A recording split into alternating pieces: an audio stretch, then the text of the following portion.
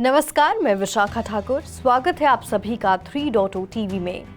कुछ दिनों के लिए $17,000 के स्तर के साथ ऊपर रहने के बाद बिटकॉइन की कीमत इसके ऊपर किसी भी महत्वपूर्ण लाभ को छूने में असफल रही है। आखिर में ऐसा लगता है कि बेयर ने हावी होते हुए क्रिप्टोकरेंसी को नीचे धकेल दिया है।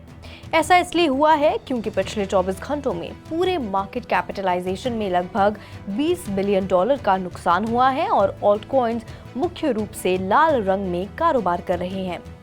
थर्सडे सेशन की शुरुआत में चाइना के डिसअपॉइंटिंग ट्रेड डेटा ने वैश्विक मंदी की आशंका जताई है।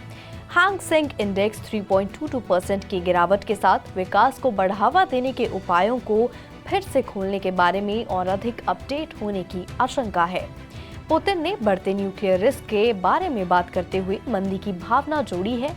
रूसी राष्ट्रपति ने एक लंबे युद्ध के बारे में बात की जो एलिवेटेड इन्फ्लेशन और सप्लाई चेन डिसरप्शन का समर्थन करेगा। मंदी की भावना ने नास्डैक कंपोजिट इंडेक्स को 0.51% नीचे कर दिया, जो क्रिप्टो इन्वेस्टर सेंटिमेंट को प्रभावित करता है। जियोपॉलिटिक्स और रिसेशन की आशंका ग्लोबल इक्विटी मार्केट्स पर भारी पड़ी, जिससे क्रिप्टो मार्केट नेगेटिव टेरिटरी में आ गया। इन सब के बीच बिटकॉइन ने पिछले 24 घंटों में 1.35% की गिरावट के साथ $16,825 के आसपास ट्रेड किया, जबकि ईथर ने उसी समय सीमा में 3% से अधिक की गिरावट के साथ $1,225 के आसपास ट्रेड किया। वहीं 3 वर्ष का IC15 इंडेक्स 2.15% गिरकर 25,120 पॉइंट पर बंद हुआ। CEO व्लाड टेनेव ने कहा कि FTX के कोलैप्स के बाद के हफ्तों में रॉबिनहुड ने मार्केट शेयर में वृद्धि देखी है। कंपनी के पास फेल्ड एक्सचेंज के लिए अब कोई एक्सपोजर नहीं है। टेनेव ने यह भी कहा कि FTX के फाउंडर सैम बैंकमैन-फ्रीड के स्वामित्व वाली रॉबिनहुड की 7.6% स्टेक फॉर्मल रिलेशनशिप का संकेत नहीं देती है। उन्होंने कहा कि सच्चाई ये है कि एक पब्लिक स्टॉक है जिसे कोई भी खरीद सकता है। ये मान लेना बिल्कुल गलत है कि ये एक फॉर्मल पार्टनरशिप को इंडिकेट करता है। टेनेव ने सुझाव दिया कि FTX के डाउनफॉल के आसपास के इवेंट्स फर्म के लिए एक अपॉर्चुनिटी हैं।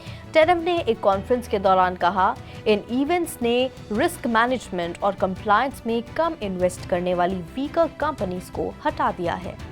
सेनेट बैंकिंग कमेटी चाहती है कि सैम बैंकमैन-फ्रीड अगले हफ्ते FTX के कोलैप्स पर चर्चा करने के लिए व्यक्तिगत रूप से पेश हो और अगर वह वॉलंटरीली पेश नहीं होते हैं तो वे उन्हें समन करेंगे, इसके लीडर्स के एक लेटर ने बुधवार को कहा। बैंकमैन-फ्रीड को कमेटी के चेयर और ranking member senators Sherrod Brown और पैट टूमी से एक पब्लिक लेटर मिला, जिसमें पिछले महीने बैंक्रप्सी फाइल होने के बाद एक्सचेंज से इस्तीफा देने के लिए कहा गया था। हाउस फाइनेंशियल सर्विसेज कमेटी द्वारा एक्सचेंज पर अपनी सुनवाई के एक दिन बाद बुधवार 14 दिसंबर को कमेटी सुनवाई करेगी। हाउस फाइनेंशियल सर्विसेज कमेटी के चेयर मैक्सिन वॉटर्स ने भी बैंकमैन-फ्रीड को गवाही देने के लिए इनवाइट किया है। बुधवार को एक ट्वीट में कहा, अगर वह वॉलंटरीली पेश नहीं होते तो वह उन्हें समन करने की भी मांग कर सकते हैं।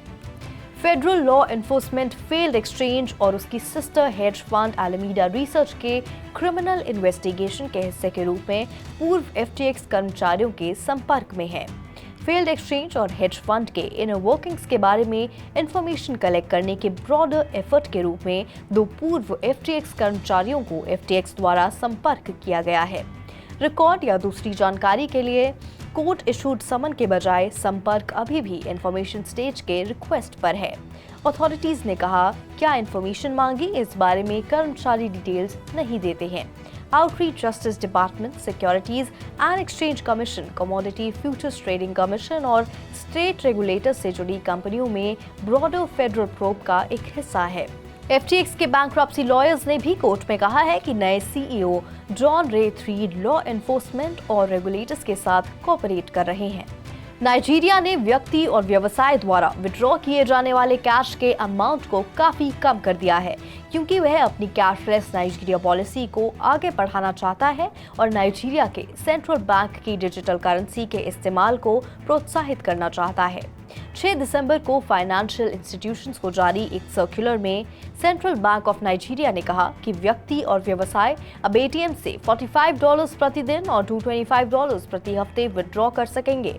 व्यक्तियों और व्यवसायों को बैंक से प्रति हफ्ते $225 और $1,125 निकालने तक सीमित कर दिया जाएगा।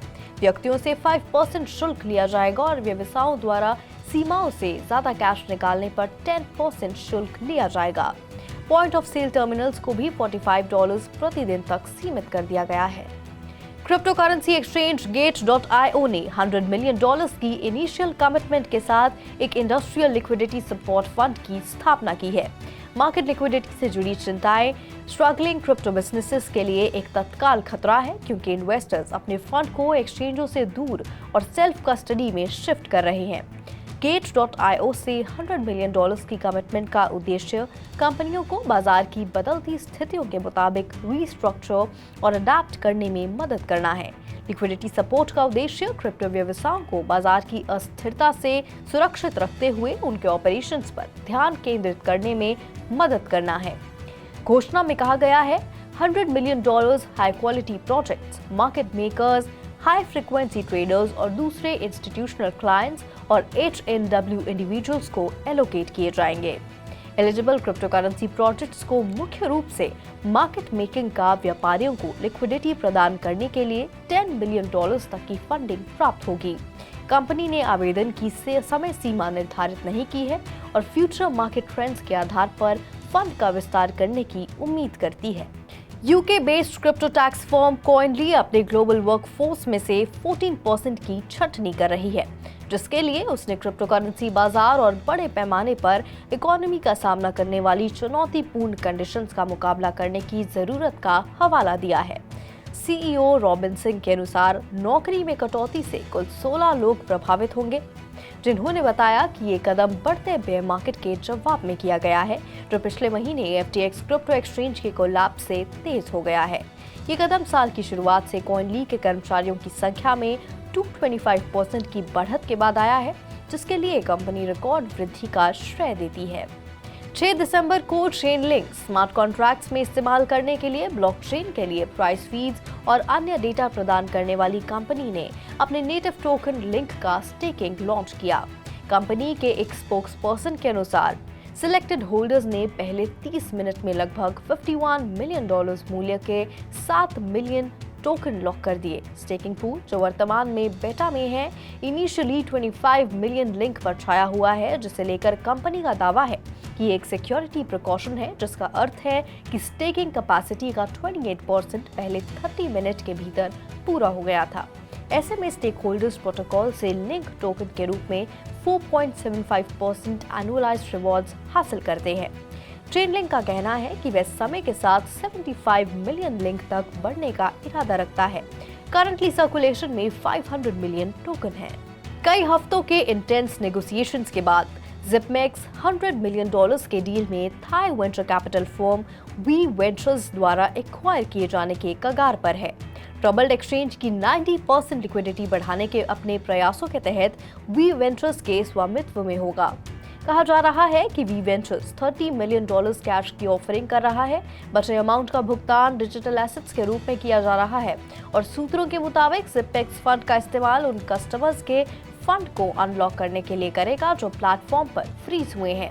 कोई फाइलिंग के अनुसार ZipMax के अनुसार अप्रैल 2023 तक कस्टमर्स को सेटल कर दिया जाएगा।